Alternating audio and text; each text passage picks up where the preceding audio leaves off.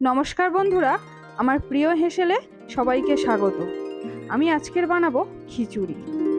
শীত কিংবা বর্ষা সব ঋতুতেই খিচুড়ি খেতে ভালো লাগে, তাই না বন্ধুরা? আমি এখানে বাড়িতে থাকা সিদ্ধ চাল আর মুসুর ডাল দিয়ে খিচুড়িটা বানাবো। আমি 1 বাটি চাল আর 1 বাটি ডাল নিয়েছি, দুটো সমপরিমাণ নিতে হবে। চাল ও ডালটাকে আমি 50% কুক করে নেব। আমি এখানে কিছু সবজি দিয়েছি, ফুলকপি, বরবটি আর আলু। প্রথমে আমি কড়াইতে আলুগুলোকে লাল লাল করে ভেজে নেব নুন আর হলুদ দিয়ে।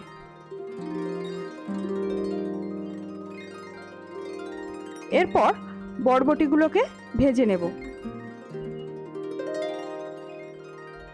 বরবটি ভাজা হয়ে গেলে আমি কড়াইতে তেল দিয়ে ফুলকপিগুলোকে ভেজে নেব নুন আর হলুদ দিয়ে।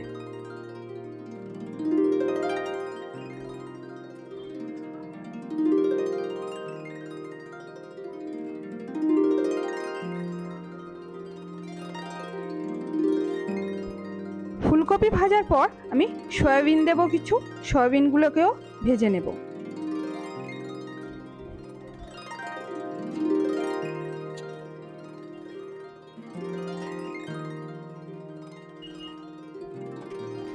এক এক করে আমি সব সবজি আর সয়াবিন ভেজে তুলে নিয়েছি।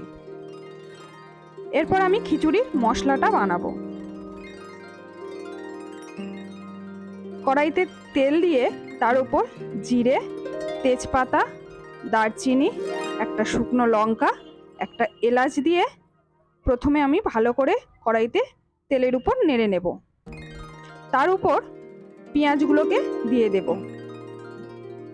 একটু নুন দিয়ে পেঁয়াজগুলোকে হালকা ফ্রাই করে নেব। ফ্রাই হয়ে গেলে টমেটো আর কাঁচা লঙ্কাগুলো দিয়ে দেব। টমেটো একটু নরম হয়ে এলে আদা বাটা আর রসুন বাটা দিয়ে দেব। আদা রসুন যতক্ষণ পর্যন্ত স্মেল না যায় ততক্ষণ পর্যন্ত নাড়তে হবে। বাটা ফ্রাই হয়ে গেলে এক এক করে সব মশলা দিয়ে দেব। লঙ্কা গুঁড়ো, হলুদ গুঁড়ো আর জিরে গুঁড়ো আর ধনে গুঁড়ো দিয়ে ভালো করে কড়াই নেড়ে নেব। কড়াই লেগে লেগে এলে এখানে আপনারা হালকা জলের ছিটে দিতে পারেন। দিয়ে ভালো করে মশলাটাকে কষিয়ে নেব। একটু কাশ্মীরি লঙ্কার গুঁড়ো দিয়ে দেব একটু রঙের জন্য। মশলা কষানো হয়ে গেলে তার উপর আলু আর সয়াবিন দিয়ে একসাথে ভালো করে মশলাটাকে কষিয়ে নেব।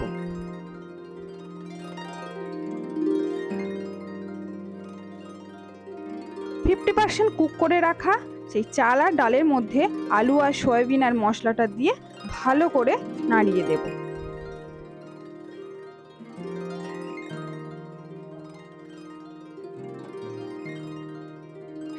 আলুটা কিছুটা সিদ্ধ হয়ে এলে এর মধ্যে সবজিগুলো দিয়ে দেব। সবজিগুলো তো 90% কুক হয়ে আছে, আর একটু কুক হতে বাকি আছে।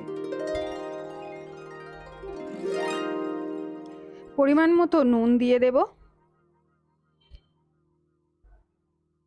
পরিমাণ মতো মিষ্টি দেব, দিয়ে ভালো করে মিশিয়ে দেব।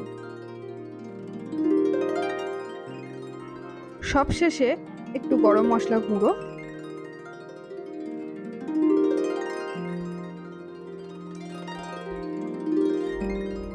আর ঘি দিয়ে ভালো করে মিশিয়ে দেব।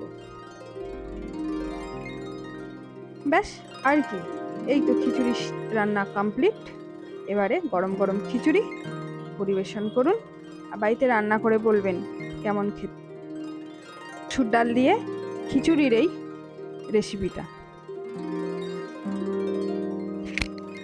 পাঁপড় ভাজা, আলুর দম সব কিছুই ভালো লাগে। আমি এখানে ফুলকপির বড়া নিয়েছি।